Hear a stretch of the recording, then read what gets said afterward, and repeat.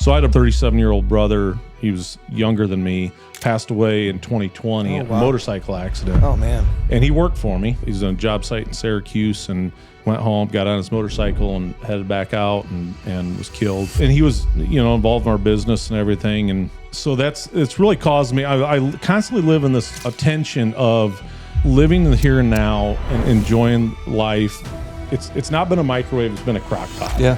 And so That's I've good. been 25 years into it and the electrical trade, and we're still figuring it out. I believe God put me on this earth for a purpose, and he gave me an opportunity in business. I don't hire based on, I got this need right now. Yeah. I would rather take the person that has good character and I can teach them electrical work. Yeah. My life motto is true success is when the people closest to you love and respect you the most. Consistency. It's a really boring word, man. Very. It's a very boring word, and guys like me struggle with that word, but it's absolutely the prerequisite to success.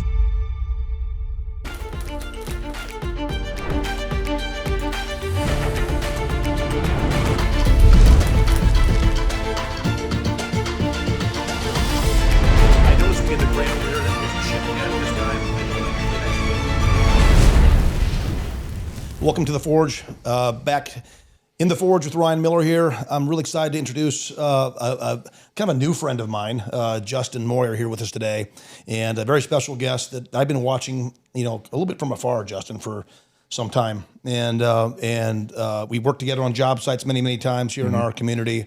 And but I don't know why it took us. I think we met in Oklahoma City, of all places, last fall. That's right. And I think we've emailed back and forth a number of times, but never actually met and talked until last fall. So that's I'm honored to have you here this morning. And we were at a David Green event, which was at a Hobby Lobby, where David Green and Bill Hyatt talk about Hobby Lobby story and where they talk about kingdom-minded businesses and the fact that this is all bigger than what we're doing, right, every single day. And so I assume, and I don't really know this, but I assume our faiths are aligned in many ways, just seeing you at that event. I assume so too. Yeah. I can just hanging out with you this morning for a little bit, I can tell you're a man of faith. And so our shared faith and kingdom values is what part of what we're going to talk about, today and then on this podcast on The Forge here. So welcome, Justin.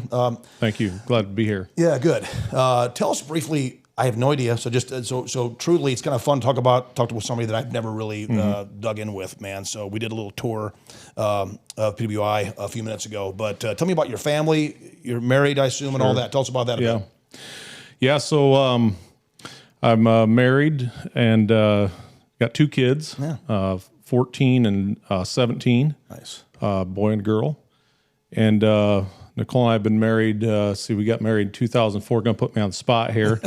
So 22 years and happily married, a great family, and a very supportive wife. What I do. That's great. So we need that, don't we? Yeah, big time. It's crazy. We were talking this morning just a bit. I think we're the same age. We're both 45 and been married. I've been married 24 years. You've been married 22. So yeah, it's great. So we got done with a little tour of PWI. I kind of enjoy doing that and sharing a bit of our story.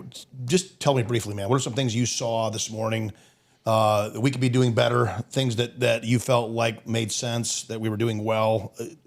Help me out, man. Well, first off, thanks for giving me the tour. I love seeing that stuff. With being an electrical contractor, I see the inside of factories a lot, but I don't necessarily get to see behind the curtain a little bit, and that was very cool to see. I love what I saw this morning and just seeing the heart behind some of the things. And I know that's hard to do when you got the customers smacking you in the face sometimes and deadlines and all that stuff. Sometimes the value and the people take a back seat. You're right. And it's hard to keep that in the forefront. So seeing you guys do that and just making a very conscious effort, even when it hurts and maybe the timelines of projects stand in the way of it, that was pretty cool. So I was honestly very impressed. Well, I'm not just saying that because you invited me on the podcast. I'm saying it for real. Well, good. It's an honest question. There's always things we can improve, but you are so right, man. Like it is hard. It is hard. Values are all great until they get tested in the heat of the moment. And what do you do when things really get really get hot? And customers are screaming and yelling at you. And I shared with you a bit on the tour that we are behind. We're gonna miss a few deadlines. I did call a good friend of mine last week and let him know that we're going to miss, one of his deadlines. And so when a friend is a customer, and many of our customers are friends of mine, so right. it's difficult to have those conversations. And it's because it all starts with me, right? So I probably made some bad calls or didn't pull sales back as early as I should have on some promises that we made. And we didn't do it intentionally, of course, but we're in that situation where we're trying to get some help from other fab shops, and we're trying to survive this thing. So it's not about me, but thanks for taking the tour with me this morning. I love talking business. So this is the next hour is about you, dude. So tell me about Justin Moyer. Tell me about Moyer Electric, which is how I know you. But you're not just Moyer Electric. You're doing a lot of different things. So maybe go back behind the curtain. Go back to. Where'd you start with the entrepreneur bug that you have? Obviously, you're a serial entrepreneur, I would call you. So start back there. So going way back, I guess I'll start, I can distinctly remember my senior year in high school, just kind of wrestling through. I grew up in a Christian home, so God was always part of my story. But I was always wrestling with, what am I going to do to make an impact? Yeah. And so I thought the natural thing was I was going to go into full-time Christian ministry. Okay. So I found a small Bible college in South Carolina and decided to go there. I was a terrible student in high school, but Bible college, if you pay, you can go. So love it. So I paid and I went, and I was there a year and a half, loved it, made a lot of good relationships. Yeah. And my roommate in college, his dad was a pastor, but he also owned a business. And on the weekends, we'd drive. This college was in Columbia, South Carolina. We'd drive to Myrtle Beach, and we'd work at his dad's business. And I saw through that, his dad was a pastor of a church of, 50, 80 people, small little church. But then he had this business, and he hired a guy to run it. And so we'd go there and work, and I just observed his dad being a man of faith and had a business, but he still had a heart for ministry. And so I went back to college the next year, and I went for the whole first year, and then went back the second semester, or the first semester of the second year, and it was just like, man, I don't want to be here. And I just realized that I was wired for business. I enjoyed business. My brothers and I was thinking about it on the way here this morning. My brothers and I used to play business. Like, honestly, growing up, we would play business. We'd start little businesses in the basement, and we'd make money and play, and so we'd have transactions. So I just always loved business, and so I dropped out of school. I moved to Myrtle Beach. I knew electrical work because my dad was an electrician, and my grandfather on my mom's side was an electrician.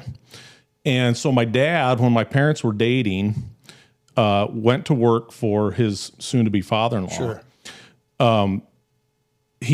My grandfather, who I never met, he was 48 years old, died 3 months before my parents got married. Oh, wow. So my dad went out, he went to work for somebody else. He went and then started his own. The year I was born, 1980, my dad started his own electrical business. Okay. And my dad, awesome electrician. I've loved working with my dad. I learned hard work. I learned all these things from my dad. And so I was my dad's first full-time employee. Oh, really? When I moved back from South Carolina, I was his first full-time employee. Wow. So I moved to Myrtle Beach. I didn't finish that part of the story. Moved to Myrtle Beach, started working for an electrical contractor that did large projects. Okay. Learned a lot there. I bet you. Sorry, I must stop you. Yeah. Was that pretty? Like, how were you there for a year or two? Yeah, probably less than a year. Okay, even. But you learned some things there things I still use today. That's crazy. And so I really believe, I look back and I think, well, that was some divine intervention that I had an opportunity to do that. And then the contractor I worked for in South Carolina got slow. And we wired hotels, motels, that type of thing, large multifamily stuff. And so my dad happened to call me and he says, hey, I got an opportunity back here. And he was not sure if he was going to keep doing electrical, or he had another business at the time as well. And if he was going to keep doing it, or see if one of us boys would be interested in helping him with it. So anyways, that was 2001. I moved back here, burned through the work that he had in, like, I don't know, it could have been a month. I don't know what it was. And anyways, we started to get some traction with some customers and stuff. But long story short, fast forward 2005, I started Moyer Electric. My dad actually came to work for me. Oh, really? And so I got very much involved on the more of the business side. I've got contractors where he was more just the industrial pathway, and we had service accounts, that type of thing. So that was 2005, started Moyer Electric, and really just, me and a truck and my dad. Yeah. And then my oldest brother, Matt, who's business partners with me now, he came to work for me. I want to say it was 2008 or 9. Sometime maybe it's 7. I'm bad with dates. It's all kind of a blur, Yeah. A couple years later. Yeah. Right. Yeah. Yep. And so he came to work for me, and honestly, you tell people the whole there's nothing really glamorous about my story. It's not been a microwave. It's been a crock pot. Yeah. And so I've been 25 years into it, and the electrical trade, and we're still figuring it out. Yeah. I certainly understand that. For sure. It is that way. What your dad's business kind of just shut down then? He came to work for me, and he realized he's better with us, and we're better, and so like I say, my dad, he worked in the field and managed projects. I honestly worked with probably a lot of your guys until he retired. He retired in 2020, and loved working with my dad. And some of the greatest days, my dad and I out on the job sites, and he's retired now, and we're loving that for him. And good for you guys. That's so good.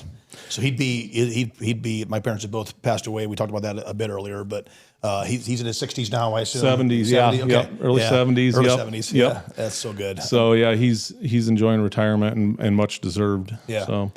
So then you mentioned some of the other things I've gotten into. So hold on to that thought a bit. I want to know a little bit more about Moyer. So PWI provides industrial, overhead cranes, lifting products, safety, and space. You guys know that.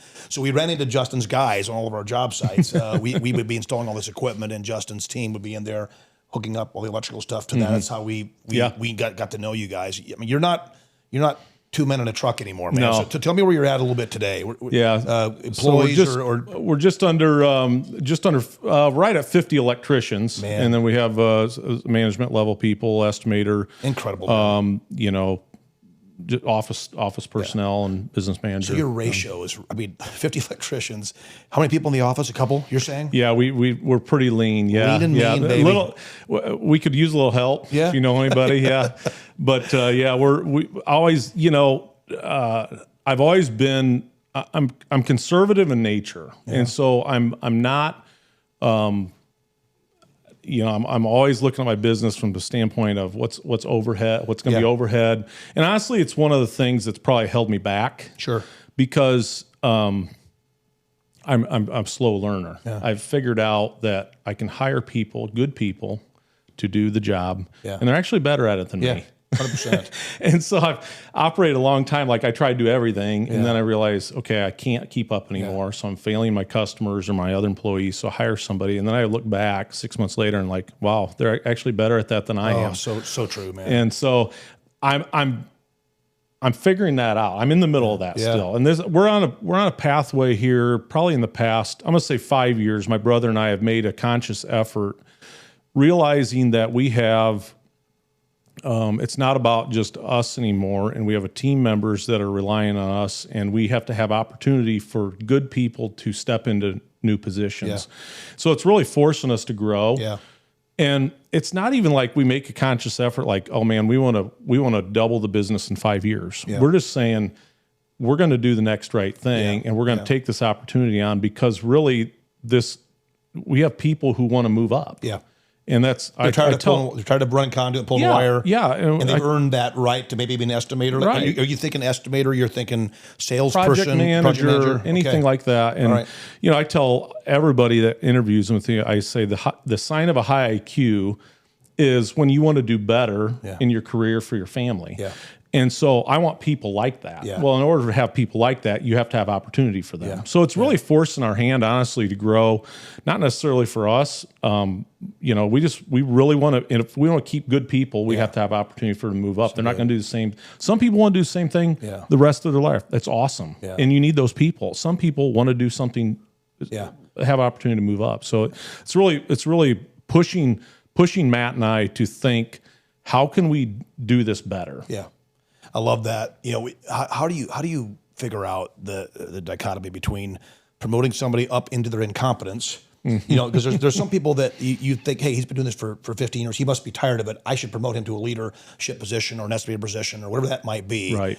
Or do you say, I'm perfectly fine, even if they don't see it themselves? I think as leaders we have to figure out what those people's strengths are, what their giftings are sometimes. Because sometimes we have promoted people up to leadership roles where they would have been much happier just pulling conduit all day, right? Sometimes How are you deciding that? Sometimes you're doing somebody a disservice by elevating them to a position that they don't really want. You think they want, but they don't. And some people. I mean, one of the things that I'm making a conscious effort on is not viewing things through the lens of seniority in our organization. Yeah. Just because you've been here 20 years doesn't mean you're the next guy. Yeah. You have to be the best applicant for it. Yeah. You could be here 2 years and you've exceeded the role that the person who's been here 20. Man, bro, you're so right. And so we really want to put people in the position that they're best at. Yeah. And some of those conversations are harder to have than others. Yeah. And some people don't want it either. Yeah. I'm always thinking, hey, what's the next thing? And that's not everybody. Yeah. Yeah.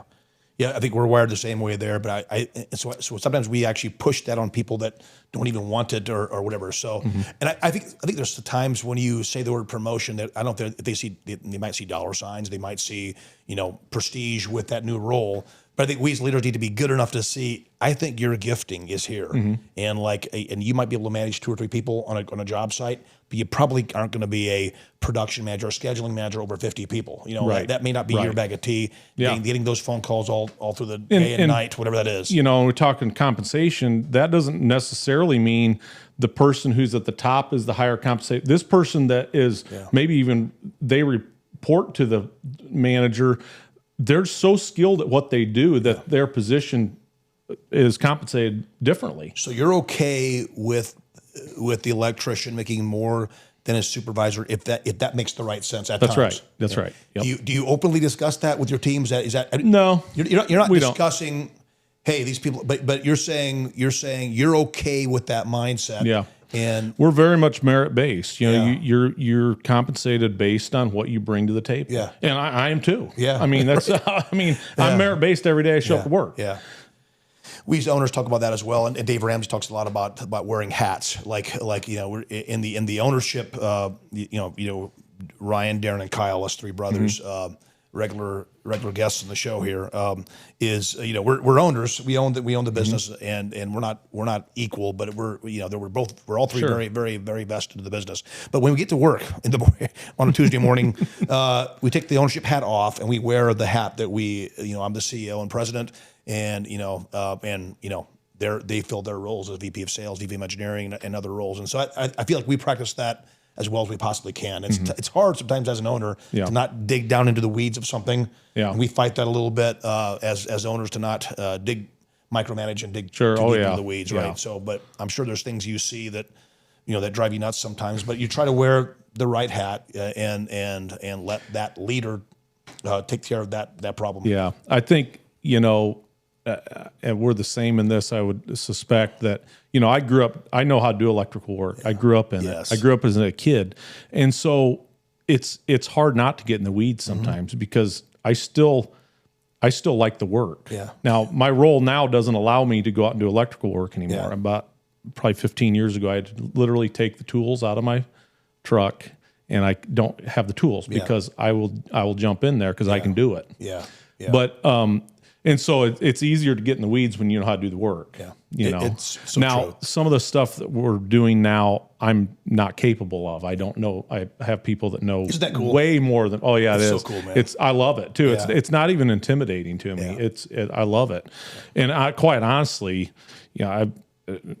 I've been at it so long that I probably bad at a lot of things that I used to think I was good at. Is that crazy? But it is good. It's good to have people who know a lot more than you do and who are just frankly better at it. Yeah, I love that. I love when you just gave us there's a lesson on delegation, man. When you let go, you all of a sudden see people that are doing things better than what you were doing it yourself. And I often say 6 months. It's not always 6 months, but 6 months to a few years, they're all of a sudden doing it better than what you could have because they have all the time to invest in that. They're honing that skill only, and they're doing a really good job at it. I love that. And you find out that your customers are better served and they're happier. Yes, and you actually gain customers. Yeah, like, yeah. When you just freaking let go, man. Sometimes and that takes some like cringy letting. Sometimes you see stuff that isn't right either, right? And you're like, oh, that's not how I would do it, and you might coach that a little bit more and all that, but ultimately it's getting done. The customer's happy, and it took maybe a little bit longer, but they're going to learn that. They're going to learn some of those mistakes, right? So okay, so you got Moyer Electric, very very successful company, and you guys are doing well. Tell me, I know you own some other businesses as well. How did that all? Did you get bored a couple of years ago? And tell us about that next step. Yeah, I don't know about bored.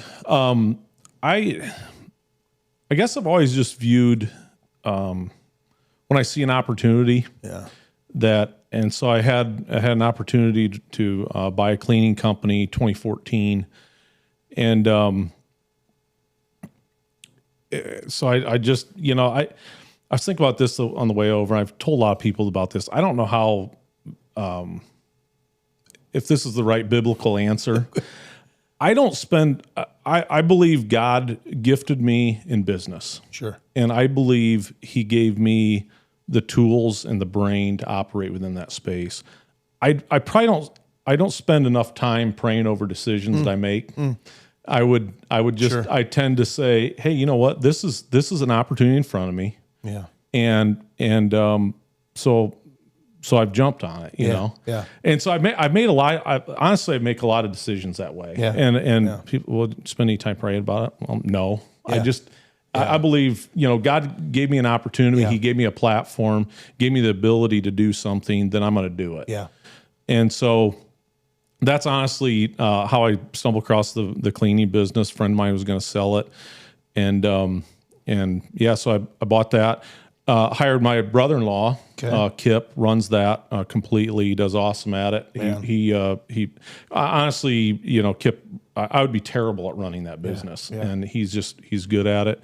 I back him up on the other things that I'm good at, and he's great at running the operations. So you're pretty much just getting a PL PL once a month. Or? Yeah, he runs it completely, and in fact, a couple of years ago, he started buying into the business. Good for him. And so and he's very much deserving of that. And he runs that completely. I mean, I can log in if I want to, that type thing. But he takes care of that. And then in 2020, I had an opportunity to buy a small RV furniture company. Okay. And that's in Wakarusa. My father-in-law had that business for about 30 years. Okay. And he went to retire, so I bought that I had no off idea. him. Okay. Yeah. That was your father-in-law. So Kip's dad?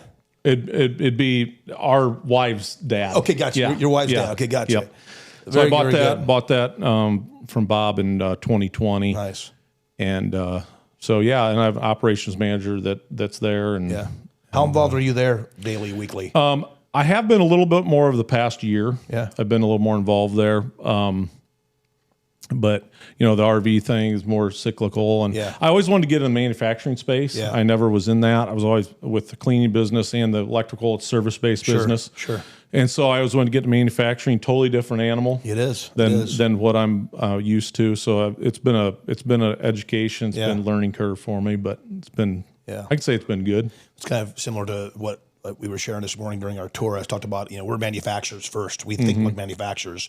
And so us getting into the service side of the business and servicing our products and servicing our cranes and all that has been a challenge for us because it wasn't our first love, honestly. Right. And so we were more like, oh crap, these things break sometimes. We should probably fix them for our customers. And that's how we really built the service department in the last decade. So I totally understand. Yeah, you came the other direction from that. Yeah, So, I'm service first. Yeah. It's very, very, very different.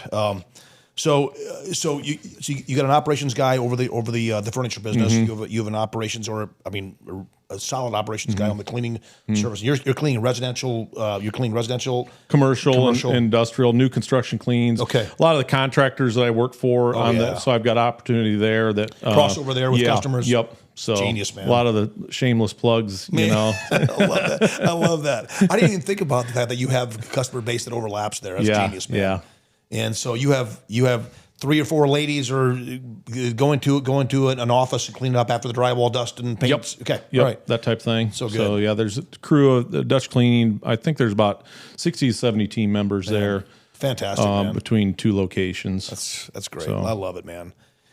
So now you're in the manufacturing side of it. So go back to Moyer Electric for a moment now. Are you still president, CEO of that? Do you have a second in command there that's kind of running the ship? There's your brother. Yeah, so my brother is buying into Moyer Electric as well, and so he and I very much kind of operate in similar roles. I'm the president of the company, and Matt, he certainly speaks into a lot of things that we do.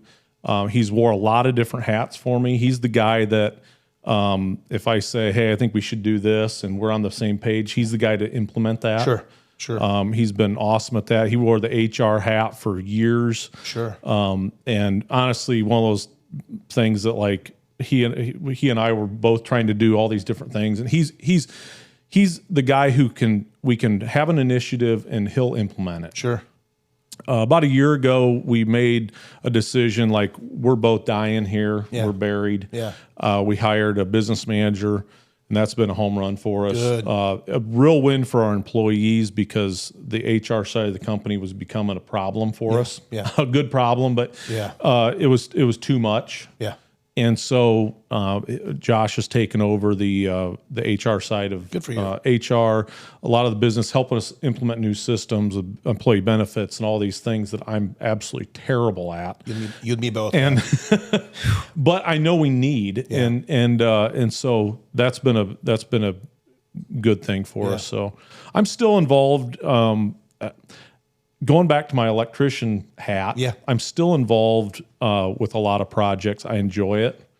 I enjoy, showing up at job site meetings, and so that's something that I need to.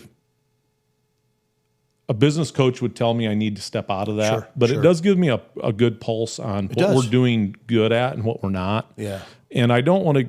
In the service business, you don't want to get too far removed from that. Agreed. And so I don't know what that's going to look like. I don't know. I can use that advice. That's good advice for me too. I'm such a delegate. I've become such a delegate. I was a terrible micromanager in my earlier life, and then a decade ago, I learned how to delegate, and I've probably gotten to the place where I at times want to pull too far away from the daily. My brothers challenge me on that at times, and I rightly so. I'm like, he's doing it. It's his job. I'll stay out of it.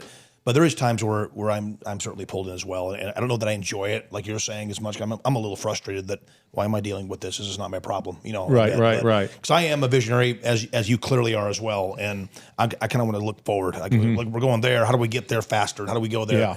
Yeah. And so, but it is important for us to look at what's happening in the weeds, what's broken today, and how do we make sure that gets fixed correctly? Because it's a process that maybe your new guy, what's his name, the business manager, Josh, that Josh may not know how to fix that, but you can help him. Yeah. You give direction towards that process so it doesn't happen again, right? Yeah, Matt and I are trying to really work to do that. Like instead of just dealing with this one situation, how do we deal with it in a way that sets a precedent so it can be dealt with the same way, over and over. Yeah. So I mentioned Trevor, my assistant, who for 6 years got promoted to chief of staff, and that's really what you're calling Josh a business manager, Yeah, which is great. yep. But really, I backfill my weaknesses in Trevor, and a lot of these processes and procedures and policies, the 3 P words that I despise, Yeah. but are very, very important, and I'm just terrible at them. So between Trevor in HR and Austin, Trevor as chief of staff and Austin in HR, getting that to all work together well, it's very helpful, and we've been able to hire and build a team much more efficiently than I ever could. So Yeah. yeah. So tell me a little bit more about, I guess, how'd you learn this stuff? The leadership thing, the delegation. Did you have a business? You mentioned a business coach. They would tell you, and they're not always right, by the way. So especially the ones who haven't ever done it, right? Yeah. So I'm a little bit. The word coach, I get a little bit ooh, And so if you've never done it, I love coaches who have done it and done the hard things. Now they're retiring and helping guys like you and me. But did you have some help along the way, man, on the leadership side of things? I don't know that I ever really have. You're just that smart, huh? I think I figured it out, like a trial and error type thing. Made a bunch of mistakes along the way, probably. But I mean, probably honestly, this sounds like a cliche answer, but I think just treating people. I think going back to the electrical business, I very much built my business through the lens of an electrician. Yeah. What is it that if I'm an electrician, what is it that is going to make me want to work here? Yeah. And so we have clean trucks, new trucks. Yeah. I have an heated air conditioned shop where they can pull their truck in, they can load up. We have more inventory than the supply house. They can pull in, and they're not. When I start off, it's like out in a snowbank, and you're frustrated at 6 o'clock in the morning loading your truck. And so I just started like all these things, implement. What is it that is going to make somebody want to work for Moyer Electric? Yeah. And then, and just my approach to how I treat them. Yeah. There's times I want to yell and scream. Yeah. But I never have. Yeah. I just don't. Because, if somebody calls me, hey, we wrecked a van. Okay. Yeah. It's just another Tuesday. Yeah. They make more vans, we're good. And so now I want to yell and scream. Yeah. But Inside, it's pointless. sometimes. It's pointless, It is.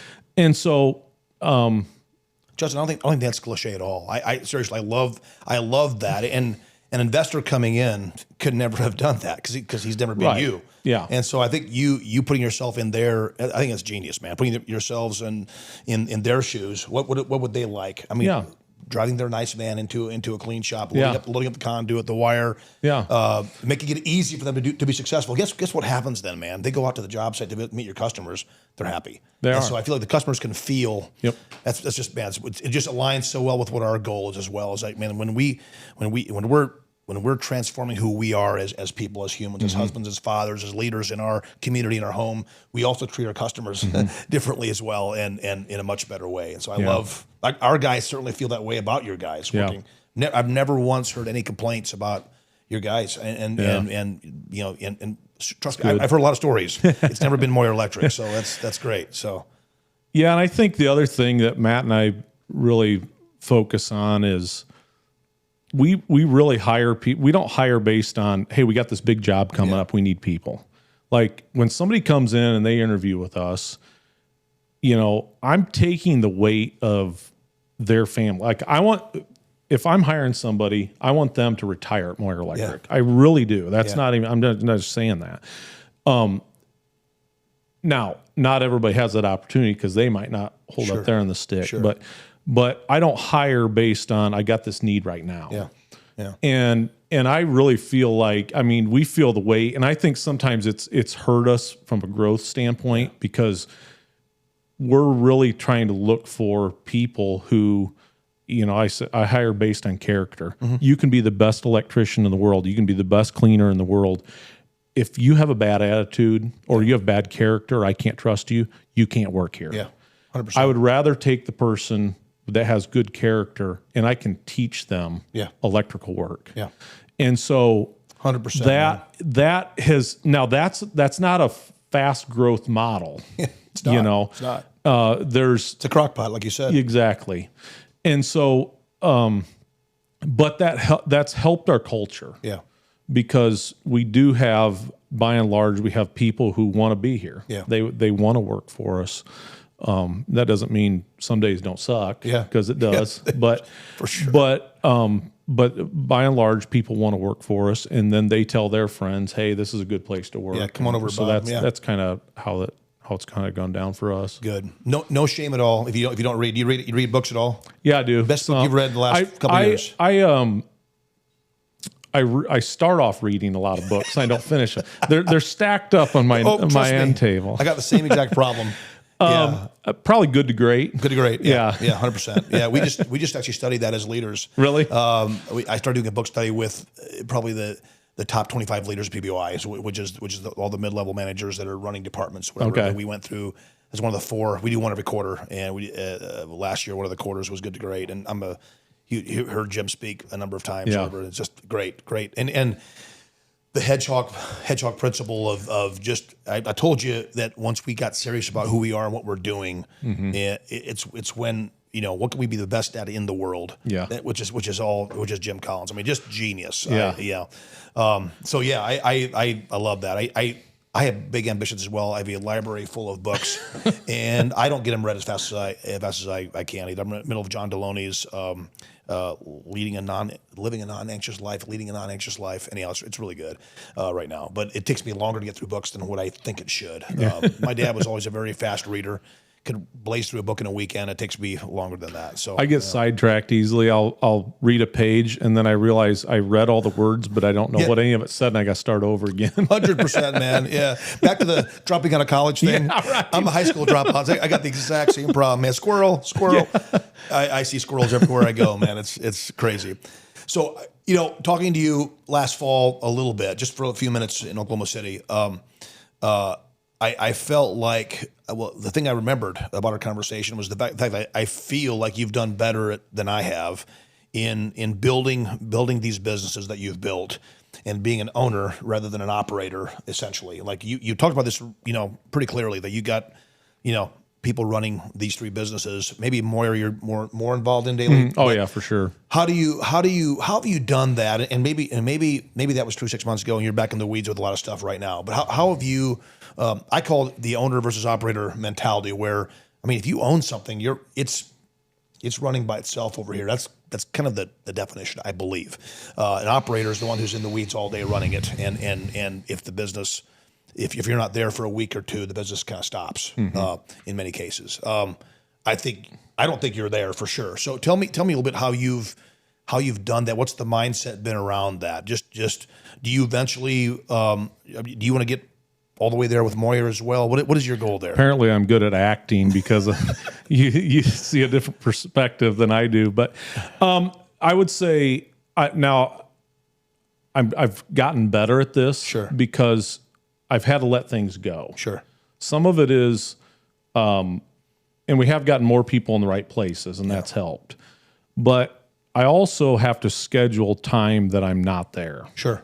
And so, like, for example, I don't work Fridays in the summertime. Well, Period. wow. Like, now, my wife, if she was sitting here, she would nudge me and say that, well, actually, there was a couple years in there you did. And I started doing that close to 10 years ago.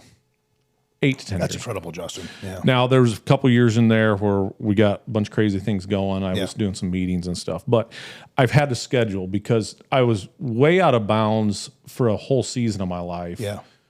She'd also tell you that I went after my son was born. He was born, he was healthy, mom and baby are good, and I left and went to the office.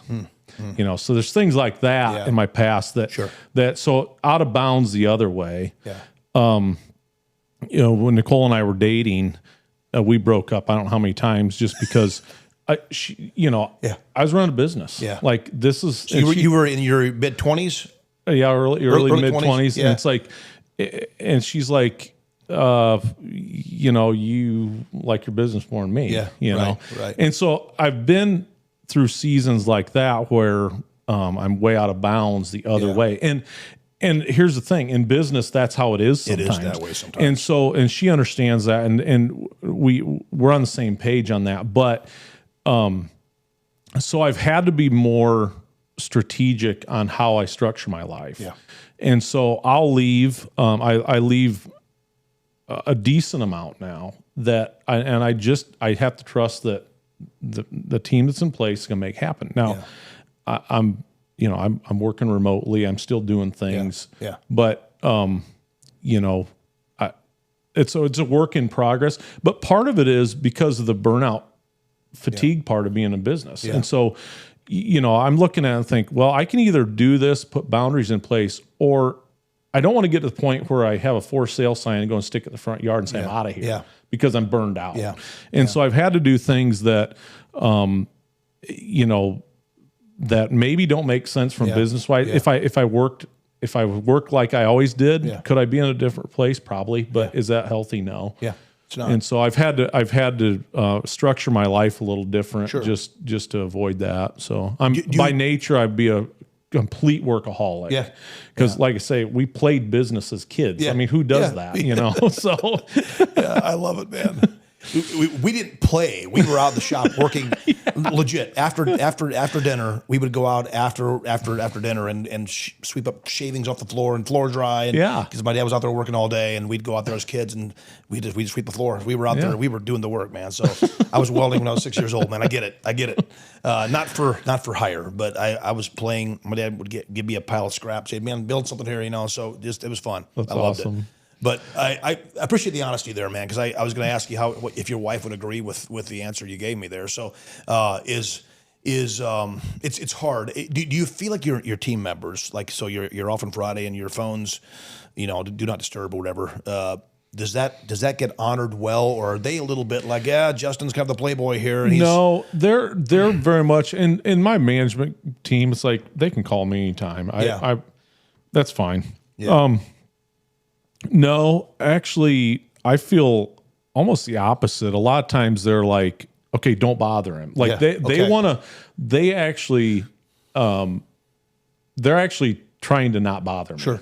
And sometimes I'm like, dude, I don't care. Call me. Yeah. Like if something's going to be a big issue, just call me. It's no big deal. Yeah. I'm just sitting here. I'm doing, whatever. So, no, I feel like, to this point, I've had a lot of support.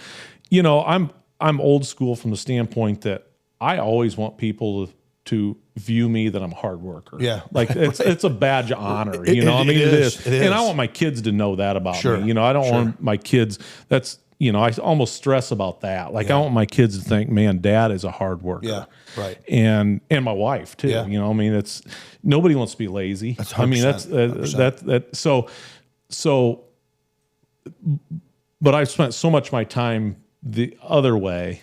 And so on the other end of the spectrum where you were pushing it the other way. So I think a lot of guys who have been with me a long time are like, yeah, go, hey, dude, you've earned it. You've earned it. Yeah. I love that, man. I love it.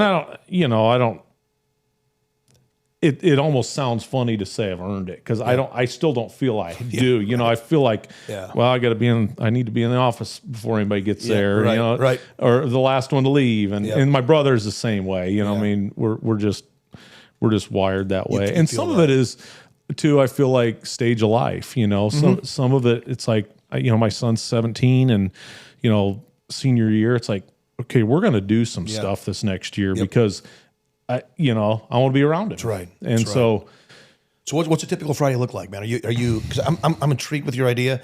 Don't tell my brothers that, but I'm intrigued with your idea.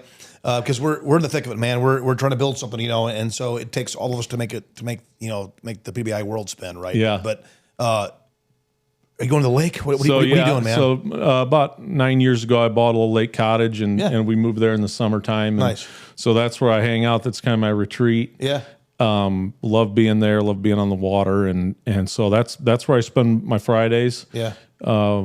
Friends and family, and so we do that in the summertime. Good. And then a number of years ago, I bought an RV and I take it to Florida in November. Nice. And so then we just fly back and forth, and so I go down long weekends and sometimes a week at a time and stuff like that. And I'm not a winter person, but I'm stuck here in northern Indiana, so I do what I can to get away. And actually, there's times I'll go to Florida and I'll have more ideas and I'll come back more energized, and I get more done from Monday to Thursday when I leave again than I do if I was there the whole week. Right. And I'm refreshed, I'm rejuvenated, I'm cranking, I'm sharp mentally, and I'm ready to go. And so I really feel like I'm away, but I'm not. Yeah. It's actually sometimes it's the best thing for your organization to get away. It's really good. And because when you get in the weeds, you just, when you're there day in, day out, it's easy to let the frustration creep in. And so even today doing this, you know, it's like, this is inspiring to me because it's like you step back, and you tell the story, you hear your story, and it's like there's something to this, you know. Yeah, I completely agree with you, man. It's so good to get away. I've been reserving not taking off Fridays yet. So you're ahead of me there, man. I'm a little jealous of that, to be honest with you. 'Cause what are you doing this Friday? Yeah. I'm working, baby. Oh, actually, is it July 4th? We're off. Yeah, we're off. Yeah, hey, I'll let you have a day off. It's a free day off for me. It's great. But I do take Tuesday afternoons and get out of the office. I go away somewhere, a coffee shop, go somewhere, and just because that's kind of my little. I call that my vision afternoon, and so I'm not sitting by the lake, which sucks because I would love that as well. But no, I agree with you. When I get away, get out of the office a little bit and get out, I'm able to just to see the big picture more, and I have more genius ideas, right? When you're away from it, and rather than being in the thick of it and answering emails, because that's what you do when you're in your office all day, right? So it's very good, man. Well, I'm impressed with how free you are, and obviously I didn't know that the Friday off thing. That's intriguing. So I'm really glad to hear that, and I can definitely learn from that, man. So want to just dive into just wrapping this story up, man, a little bit here. So what else has influenced you in a big way in your life, man? Like other leaders, any other books you've read. Friends you hang out with? Are you eating lunch with other people a lot? Are you investing in other relationships there as well? Yeah. People that are challenging you. I feel like I probably fall short on that. I don't, in terms of having other business leaders or people that I associate with. I don't have a lot of that. That's something that I am always trying to seek out. You know. But everybody's busy. Yeah, you know? I know. Well, even trying to get you on as a guest. I mean, I'm a little intimidated to call you and say, "Man, dude, you got time? Can you give me 2 hours of your time?" Sure, it's a lot to ask, right? Sure, yeah, but it's good. It's fun. It's encouraging. So, you know, as far as anything, one of the things that, and probably part of the reason that my whole work-life balance has shifted a little bit. So I had a brother, 37-year-old brother. He was younger than me, passed away in 2020 in a motorcycle accident. Oh, man. And he worked for me. Really? Yeah. And he got home he was on a job site in Syracuse and went home, got on his motorcycle and headed back out and was killed. And that's rough, man. Yeah. And he was, involved in our business and everything. And just that whole thing of navigating that, you know, and so it's really caused me. I constantly live in this attention of, living in the here and now and enjoying life versus, I believe God put me on this earth for a purpose, and He gave me an opportunity in business, and so this whole thing of like this tension. I think it's healthy that I'm constantly wrestling with that, you know. And it's really good. And so that's been probably, that was 6 years ago. I've been wrestling with that. It's like I believe that one day we're going to stand before King of Kings, 100%. And He's going to say, "What did you do with what I gave you in the time?" And so you got that, and then yet I've got this other side of my family and friends, and the finite amount of time we're here on this earth. Love it. And so, well, nothing like losing a brother. And is there three of you? There was three of you. Brothers? Yeah. And I have an adopted brother. Okay. That works for us. Okay, very now. good. So yeah, Dan's been with us a long time. Nothing like that to like shake up your world, man. Perspective. And perspective on what's truly important. Yep.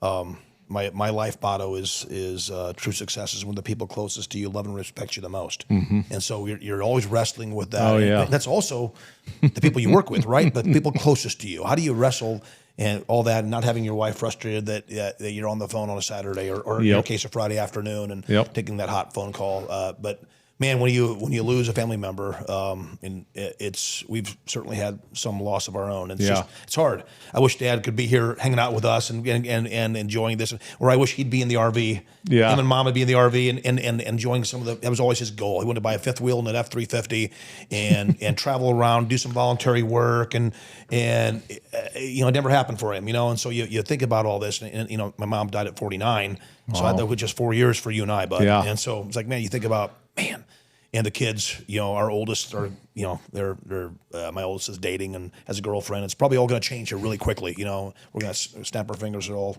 all change. And so, yeah. But can you imagine your parents seeing where you guys are at now? I mean, that's just wild to think about. It is. But it's bigger than us, man. I'm like you. I don't know how it all happened. We try to do the next right step. Yeah. We'll try to make the right next move, answer the phone when it rang, and all of a sudden we're here and we're serving some great customers all over the country. And it's been a blessing, man. So our listeners are out there, Justin. They're building these businesses, man. They're in the thick of it. A lot of the guys are, electricians with 2 or 3 guys, man, or they're HVAC guys with 3 or 4 techs.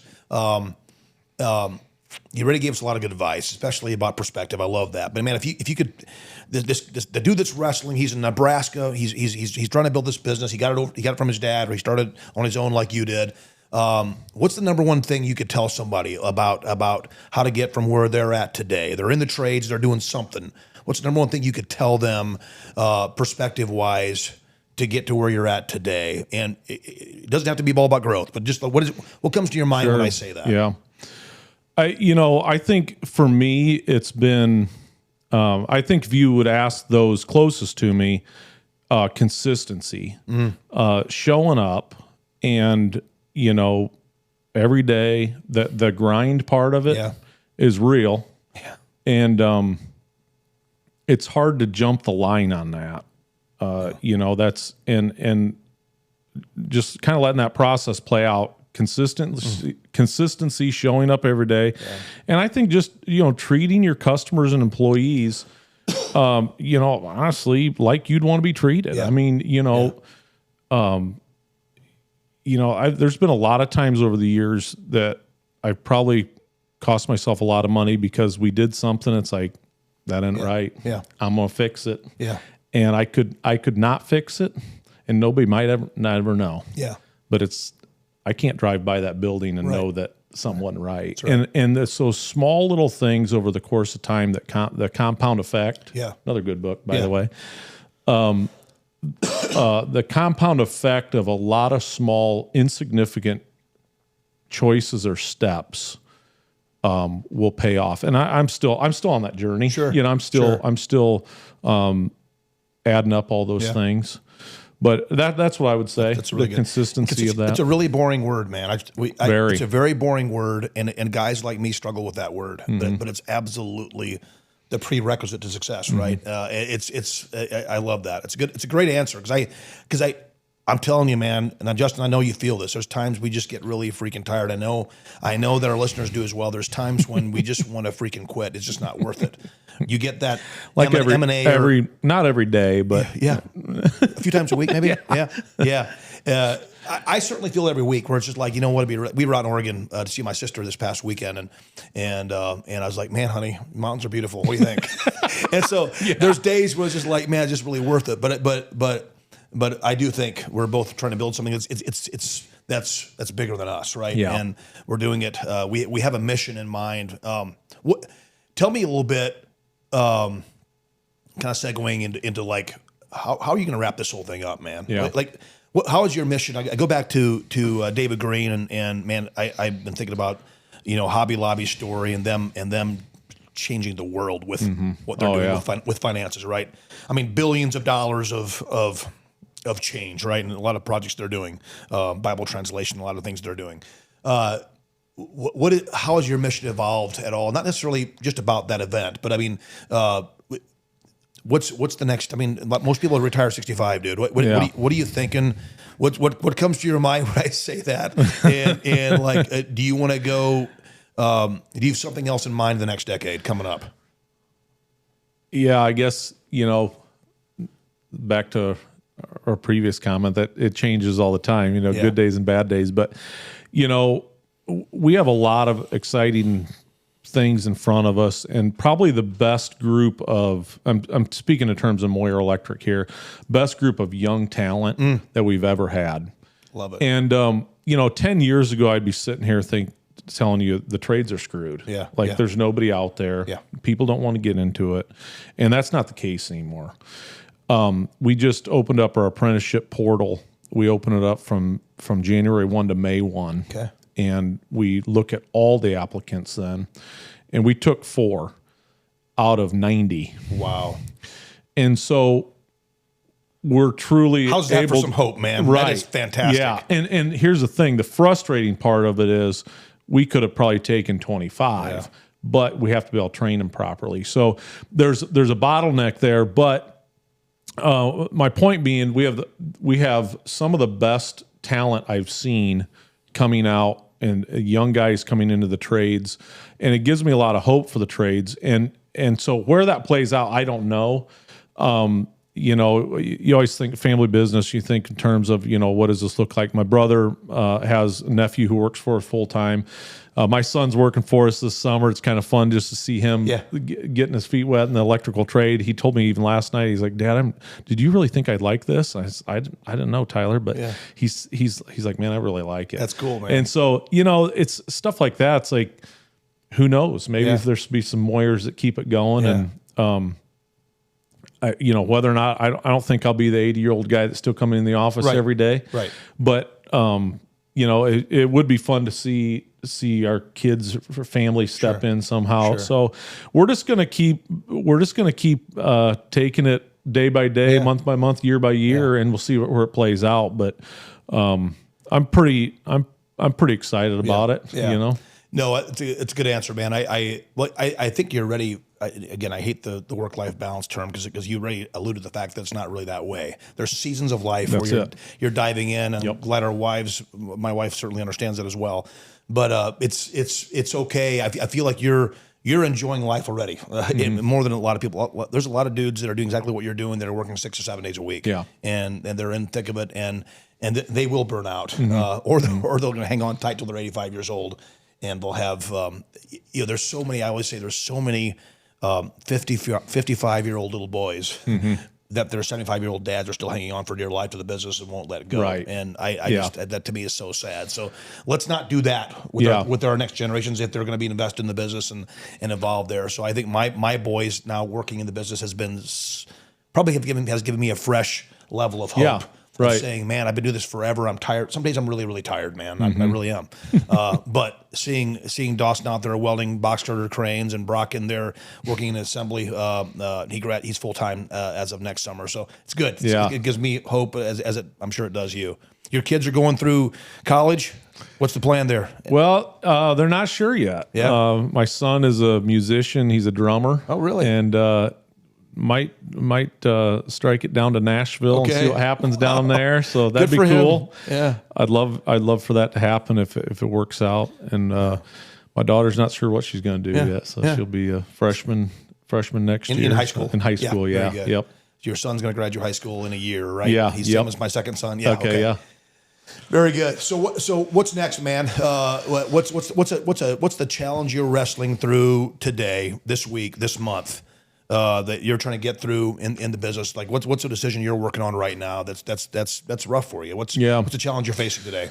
So one of the things we're really looking at is a big opportunity we have in our company is on the service side of things, is how we're going to restructure the service end of our business. And so we're in the middle of that now. We're looking at all our options of what can we do to capture the call volume that's coming in that we're 6-8 weeks out. Man. We can't be 6-8 weeks out on service. You can't. And so that's the residential. So we do residential and commercial and industrial. So we're kind of across the board. We're way too far out, of no fault of anybody on our team. We're just we've been good enough at what we do on the construction side and the new installation side that just creates more service. It does. And so, It does. And so it's a good problem to have. It's a self-created problem. And then with our reputation in the community, it's more and more. So we're trying to deal with that. Yeah. And are you splitting that up? I'm really curious because it would help me and probably help our listeners as well.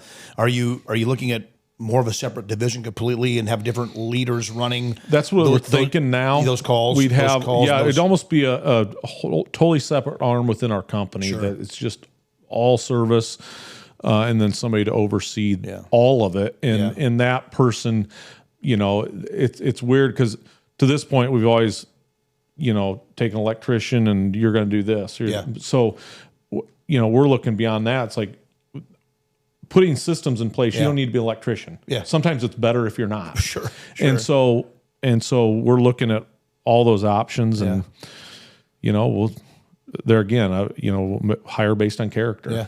And we're finding, I'm sure you do as well, that those service techs, the ones that are going out to the job site to solve a problem, whether it's a generator, it's not firing it properly, whatever that might be for that homeowner or a commercial guy, it takes kind of a different breed of people. Sure it does. Than the guy who's in the plant installing a new project, whatever. And so finding and trying to hire that talent and train that talent. That's right. Train the talent is probably where we're struggling with the most. Is and how it takes a long time. You don't, because service people gain based on their experience that they see out in the field, and so it takes a while. It does. It doesn't happen overnight, right? Yeah. Man, Justin, thanks for the incredible conversation, man. I've really enjoyed to hear your story and your path, man, has been fantastic. I've learned a lot today that I never knew before. Honestly, it's been great. So, just a message to our listeners, man. If you're wrestling, you're fighting, you're building that small business in the trades, like Justin and I are both doing here. We've been doing this for decades now, right?